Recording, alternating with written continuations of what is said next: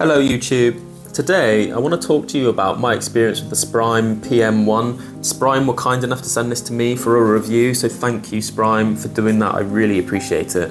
And today I'm going to talk you through all of the kind of general reviewer stuff that we like to go over. So the first thing I noticed with this mouse was how strong the build quality is, so how rigid the shell is and so on for the weight of the mouse. So I'm not the kind of reviewer that will squeeze things unnecessarily hard just to see if they fail. But if I grip this with a little bit more pressure than I think I would ever use in game, I can't feel any of it squeaking or creaking or moving or flexing under my grip. It feels pretty strong. I'm very impressed with this, particularly because the mouse is so light. So the mouse comes in at 44 grams on my scales, and I think that's a bit of a triumph when you consider how big this mouse is. This is like a medium-sized mouse. There's no holes in the shell, and it is a really, really solid shape. The weight is all balanced really nicely as well, so that the build quality of this product is sensational. And I think it's a really good first product for that company. And there are rumours that Sprime and Ninjutsu are somehow connected. I don't know about that. I don't care either. But the first product from Sprime is a banger, and I'm really excited to see how their brand and their company progresses over time. Because if their first product is this good, what's their third or their fourth product going to be like? So to wrap up build quality before I move on to other things, the coating on this product is also really good. It's very surprising actually for a mouse at this price point to have a coating this nice. It's quite chalky and it's quite grippy. So I haven't had to use the grip tapes that they've included in the box. It's a really nice experience for the grip and I don't have any complaints about it at all.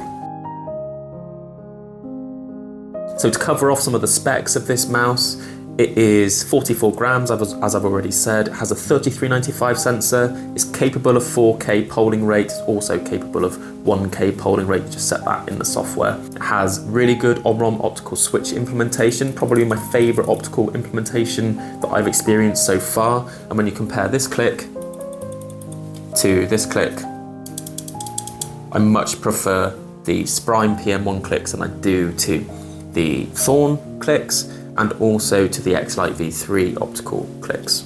So Sprime, OMROM opticals, spot on. I really, really like this implementation of optical switches. I do prefer the Vaxi clicks. I say this in almost every video, but I don't know what Vaxi are doing over there, but it's some kind of special magic and I love it. So I think optical switches are some way off from taking over the Vaxi mechanical superiority that I seem to be claiming, but they are still very pleasant and I much prefer these opticals to others that I've tried in the past.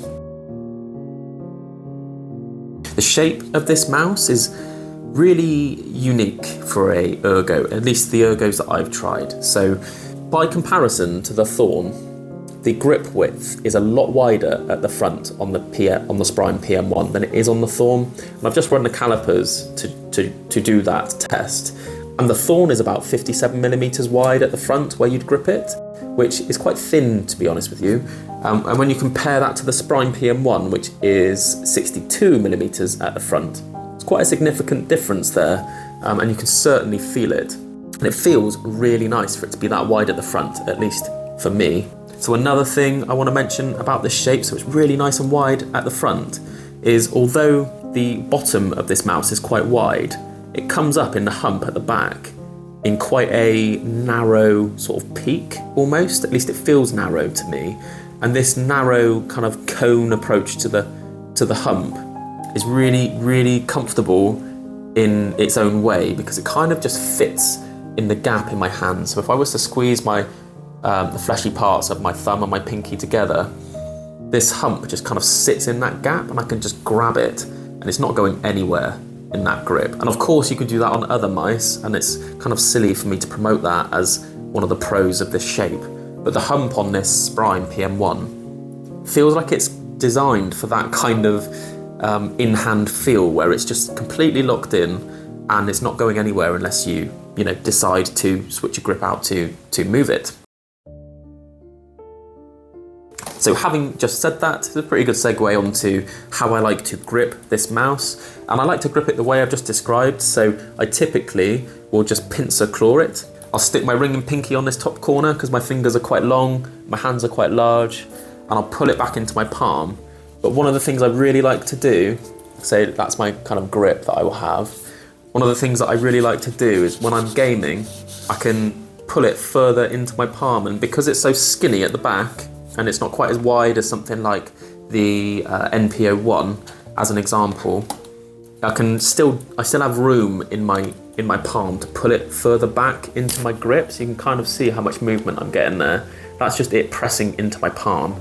That is quite a lot of movement you can get in game, and I've been quite enjoying that sort of approach with this mouse because the hump is so skinny, and even though I'm sort of half palming, half pincer clawing this mouse, I can still get some wriggle room in my movements with it because it just kind of slips into the pockets in my palm, which is really nice. I really like it. I have also had success claw gripping, so without it being specifically locked in and dragged back into my palm, I just kind of rest it into these bits at the back. You see me wriggling it around there where the contact points are.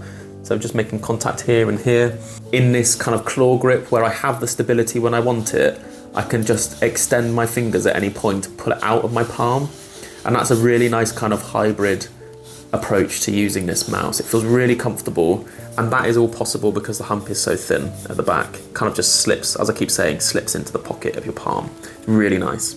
And then the final way I would say you could hold this mouse is in some sort of palm grip. So although the hump is really skinny, a palm grip is still quite comfortable, as I keep saying, because it just kind of fits neatly in that gap in your hand. I think they've done a really good job of designing this mouse. I know it's inspired by Logitech G703, I think, but it's smaller than that mouse. They've done a really good job designing this mouse and developing it to fit all of those sort of different grip styles. I've had a brilliant time gaming with this mouse, but it's almost fighting in the niche that I prefer the most, which is why I reached out for the review copy. But you know, when I've got the NPO1 as a mouse that I can use to play with, which I love to do, which is an asymmetrical mouse with the finger shelf on the right hand side, a really fat hump. I've got the EC1, which I love. I really like playing with this mouse. This is an Ergo mouse, and this is like a flatter version basically of the NPO1's really long, wide base, extended hump, very comfortable mouse. And then I've got a kind of middle ground between the EC1 and the NPO1 in the Maxi AX, which again, is just very comfortable.